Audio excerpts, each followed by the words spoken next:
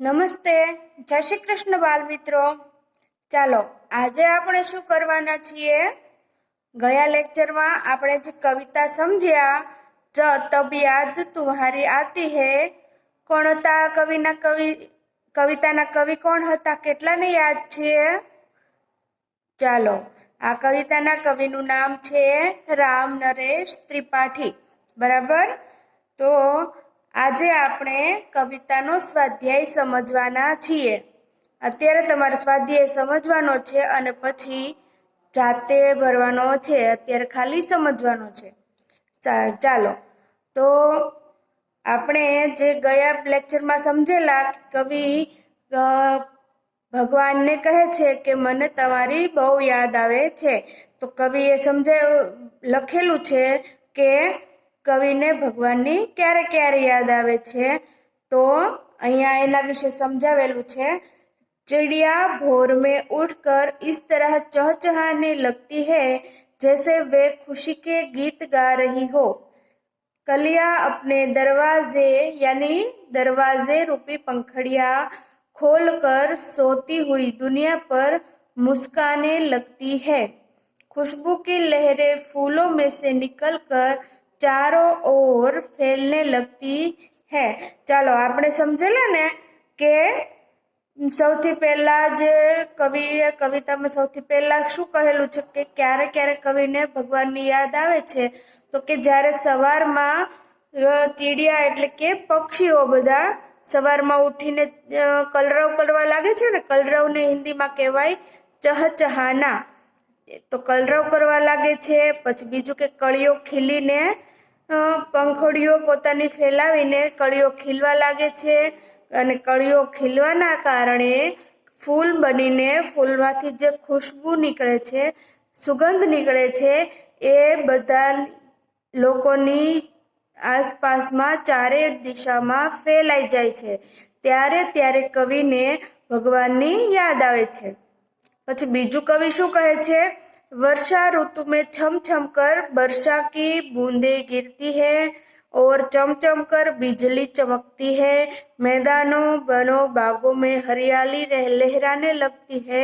ठंडी हवा भी कहीं से ढेर सारी मस्ती उठाकर ले आती है.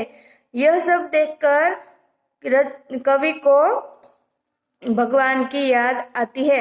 तो वर्षा ऋतुમાં છમછમ કરીને વરસાદ આવે છે ને, વરસાદના ટીપા પડવા લાગે છે. આપણે સમજ્યા હતા બૂંદ એટલે ટીપા.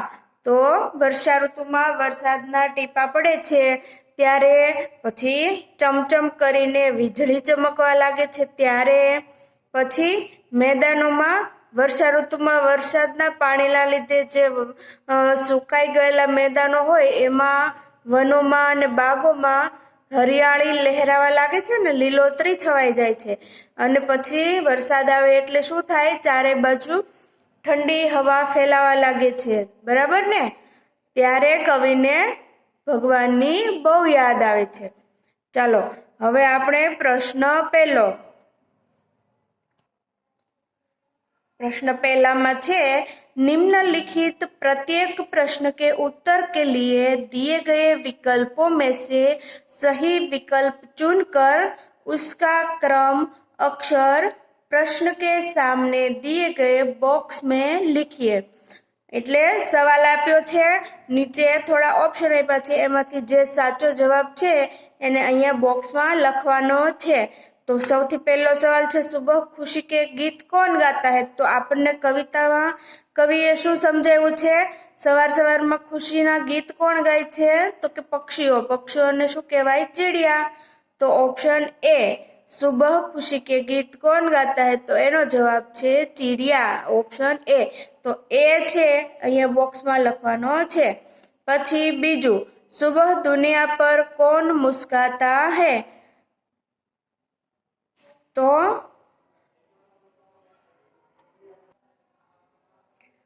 એના જવાબમાં શું આવશે? કવિએ કવિતામાં શું કહ્યું છે કે સવાર પડે એટલે કળીઓ ખીલીને જાણે મુસ્કુરાવા લાગી હોય, હસવા લાગી હોય એવું લાગે છે. તો સવાર પડે એટલે કળીઓ ખીલીને મુસ્કાન ફેલાવે છે, એટલે જવાબ આવશે કલિયા. सुबह दुनिया पर कलियां मुस्कुराती है। तो एना जवाबमां शुं आवशे? Option A. तो आ बॉक्समां लखवानुं ऑप्शन ए। वर्षा ऋतु में बूंदे कैसे गिरती है? तो चमचम करीने વીજળી ચમકે, ડમડમ કરીને ડમરું વાગે, બરાબર?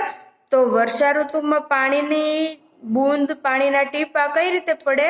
છમ છમ કરીને, બરાબર? તો આમાં છમછમ ઓપ્શન સી છે। તો આના જવાબમાં શું આવશે? Option C. તો આ બોક્સમાં લખવાનું છે સી। હવે ચોથો સવાલ, कैसी हवा मस्ती ढोकर लाती है? ढोकर लाना, આપણે આ શબ્દ પ્રયોગ સમજેલા છીએ। ઢોકર લાના એટલે કે પોતાની સાથે લઈને આવવું। ઢોકર લાના मतलब બોझ ઉઠાકર साथ में लाना। તો આપણે સમજ્યા છીએ કે સાથે લઈને આવવું। તો કેવી હવા પોતાની સાથે મસ્તી લઈને આવે છે વર્ષા ઋતુમાં? આપણે શું સમજ્યા હતા કે વર્ષા ઋતુમાં ઠંડી ઠંડી હવા પોતાની સાથે મસ્તી લઈને આવે છે। તો ઠંડી જવાબ કયા ઓપ્શનમાં છે? તો કે સી માં। તો એનો જવાબ આવશે સી। તો આ બોક્સમાં લખવાનું છે સી, બરાબર? હવે પ્રશ્ન 2, कोष्टक में से उचित शब्द चुनकर रिक्त स्थानों की पूर्ति कीजिए। मतलब के कोष्टक आपेलू छे ने, अहींया जे कोष्टक आपेलू छे एनी अंदर थोड़ाक शब्दों छे, ए शब्दोमांथी आ जे खाली जग्याओ छे एमां जे बंध बेसतो जवाब होय ए लखवानो छे। तो सौथी पहेલું શું છે? सुबह उठकर चिड़िया कुछ गीत खाली जग्या के गाती है। तो केना आवे?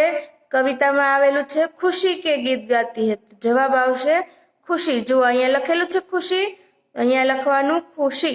પછી બીજો સવાલ, कलिया दरवाजे खोल खोल जब खाली जग्या पर मुस्काती है। तो कवितामां शुं आपेलू छे કે दुनिया पर मुस्काती है। तो अहींया लखवानुं दुनिया। પછી हे जग के खाली जग्या प्रभु तब याद तुम्हारी आती है। तो कवि शुं कहे छे? जग के सिरजनहार प्रभु। तो अहींया जवाबमां आवशे सिरजनहार। चौथुं छे मैदानों में बनबागों में जब खाली जग्या लहराती है। तो कवितामां शुं आवे छे के हरियाली लहराती है। तो जवाबमां आवशे हरियाली। पांचमું छे जब ठंडी हवा कहीं से खाली जग्या ढोकर लाती है। तो कवितामां आवे छे के मस्ती। तो अहींया जवाबमां लखवानुं छे मस्ती ढोकर लाती है, बराबर? હવે પ્રશ્ન 3, સહી વાક્યાંશ ચुनकर વિધાનો કો પૂર્ણ કીજીએ। એટલે કે અહીંયા 3 વાક્યો આપેલા છે ઓપ્શનમાં, બરાબર? એમાંથી આ અધૂરા વાક્ય સાથે એવું વાક્ય જોડવાનું છે કે એ વાક્ય પૂરું થાય। તો સુબહ ઉઠકર ચીડિયા પછી ખાલી જગ્યા છે। તો આ 3 માંથી કયું વાક્ય ત્યાં બંધ બેસે? તો એમ થોડું આવે કે सुबह उठकर चिड़िया सूर्य का स्वागत करती है, એવું ના આવે। પછી सुबह उठकर चिड़िया बच्चों का मन बहलाती है, એવું આવે? તો કે ના આવે। તો શું આવે? खुशी के गीत गाती है। तो जवाब आवे सुबह उठकर चिड़िया खुशी के गीत गाती है। પછી પ્રશ્ન 2, वर्षा ऋतु में हवा कहीं से खाली जग्या। तो ठंडी ठंडी लहरें लेकर आती है। હવે પાછળ प्रश्न 4, निम्नलिखित प्रश्नों के उत्तर एक एक वाक्य में लिखिए। तो सवाल आप्यो होय एनो एक पूरा वाक्य में जवाब आपवानो छे। तो चिड़िया खुशी के गीत कब गाती है? तो एना जवाब में आवे चिड़िया भोर में उठकर खुशी के गीत गाती है। भोर एटले के वहेली सवार। वहेली सवार ने हिंदी में शुं कहेवाय? भोर। एटले चिड़िया भोर में उठकर खुशी के गीत गाती है। बीजो सवाल, वर्षा ऋतु में हरियाली कहाँ कहाँ लहराती है? तो वर्षा ऋतु में खेत, बाग, बगीचे और वन में हरियाली छा जाती है। त्रीजो सवाल, कवि को किसकी याद आती है? तो जवाब आवे कवि को जग के सिरजनहार भगवान की याद आती है। चौथो सवाल, आपको ईश्वर की याद कब आती है? तो जवाब में शुं आवशे? તમને ક્યારે યાદ આવે છે ભગવાન, એ તમારે બધાએ લખવાનું છે. ઉદાહરણ તરીકે લખ્યું છે કે प्रकृति की सुंदरता देखकर कवि को ईश्वर की याद आती है. પણ અહીંયા તમારે પોતાની રીતે મૌલિકતાથી જવાબ લખવાનો છે કે તમને ઈશ્વરની યાદ ક્યારે આવે છે. પછી હું કોઈ પણને પૂછીશ કે એમણે અહીંયા શું જવાબ લખ્યો છે, એટલે તમારે પોતાની રીતે અહીંયા જવાબ લખવાનો છે. બધાનો જેનો જવાબ મળતો આવતો હશે એ એમણે એકબીજાનું જોઈને લખ્યું છે એમ મને ખબર પડી જશે. બરોબર. હવે પ્રશ્ન 5, निम्नलिखित प्रश्नों के उत्तर लिखिए. सुबह होने पर प्रकृति में कैसे बदलाव आते हैं. તો આમાં થોડો વિસ્તારથી જવાબ લખવાનો છે કે સવાર પડે ત્યારે પ્રકૃતિમાં શું શું બદલાવ આવે છે. તો કે સુબહ હોને પર પૂર્વ દિશા में सूर्योदय होता है, पक्षी चहचहाने लगते हैं, कलियां खिलने लगती है, ठंडी हवा चलने लगती है और लोग अपने अपने काम करने लगते हैं. પછી બીજો સવાલ, पृथ्वी पर हरियाली कब छा जाती है.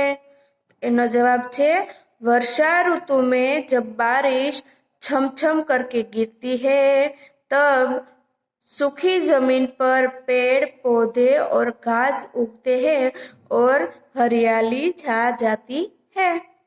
ત્રીજો સવાલ, कवि को ईश्वर की याद कब आती है. तो एनो जवाब आवशे जब चिड़िया भोर में चहचहाने लगती है, कलियां खिलने लगती है, फूलों की खुशबू चारों दिशा में फैलने लगती है. यह सब देखकर कवि को ईश्वर की याद आती है.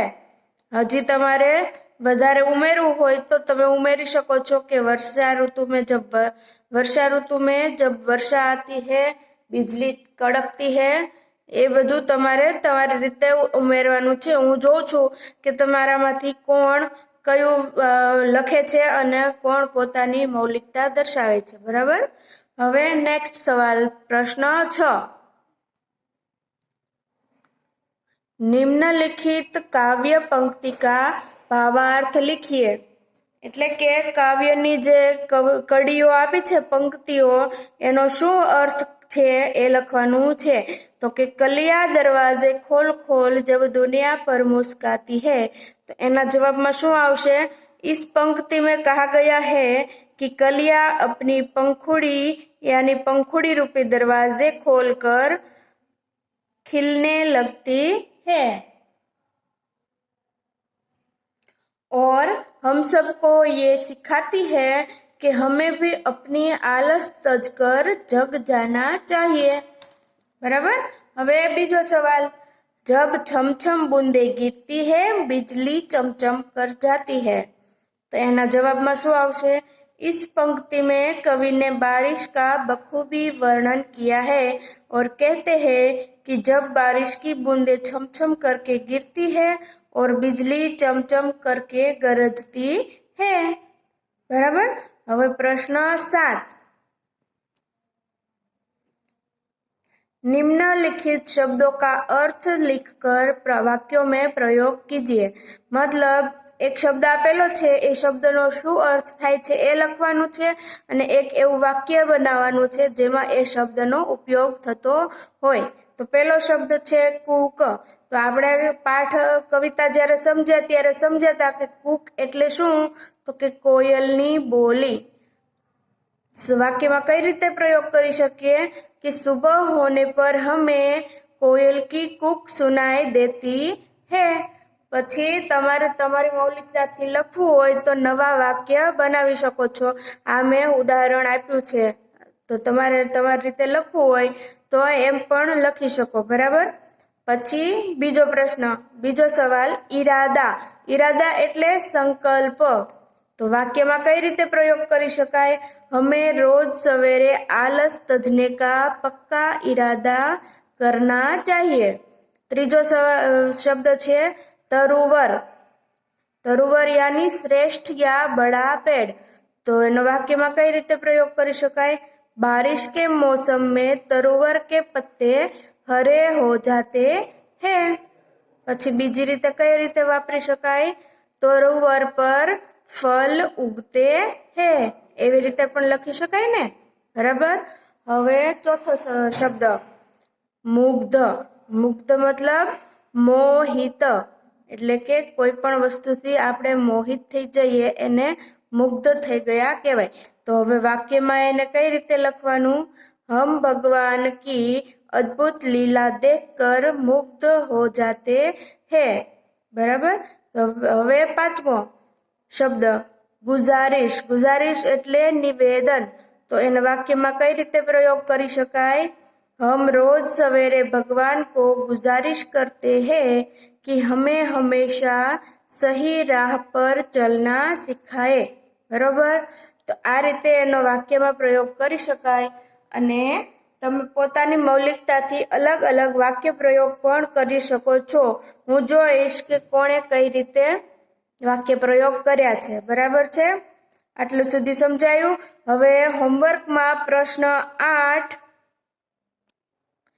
9, 10, 11 અને 12 એટલું કરવાનું છે અને જે ના સમજાય એ ઝૂમ લેક્ચરમાં પૂછવાનું છે, બરાબર.